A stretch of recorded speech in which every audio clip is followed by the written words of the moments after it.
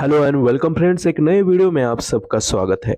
उम्र के 91 साल में लाखों चाहने वालों के सामने गीत गाना बिल्कुल भी आसान चीज नहीं है, लेकिन आशा भोसले जी ने दुबई में लाइव कॉन्सर्ट में यह कर दिखाया है। पिछले कई सालों से लगातार विभिन्न गीत गाने वाली आशा भोसले ने दर्शकों के दिल में अपनी एक अलग पहचान बनाई है। भारतीय सिनेमा को मिले इस कोहिनूर हीरे ने यानी आशा भोसले जी ने हाल ही में एक पॉडकास्ट में काफी सारी बातें शेयर की है। आइए जानते हैं उन्होंने क्या कहा।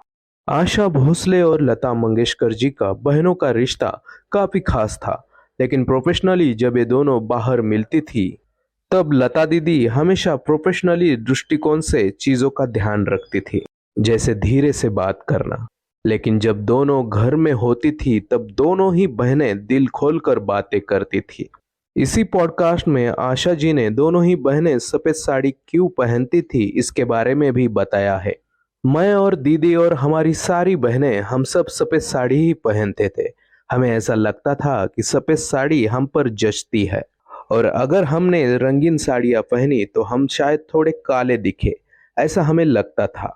इसलिए हम सफेद साड़ियाँ पहनते थे। लेकिन कुछ समय बाद मैंने गुलाबी साड़ी पहनना शुरू कर दिया था। लेकिन इस बात पर एक बार दीदी ने मुझे गुस्से से देखा था। उसके बाद मैं घर पर गुलाबी साड़ी पहनती थी।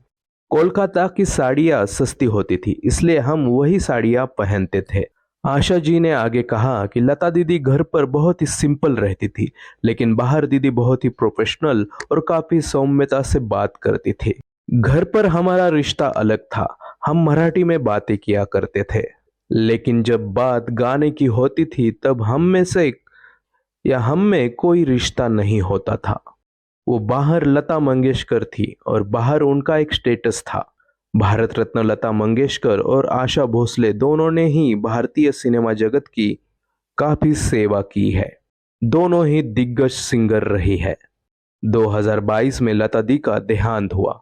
भारत की कई भाषाओं में लता दी और आशा जी ने गाने गाए हैं।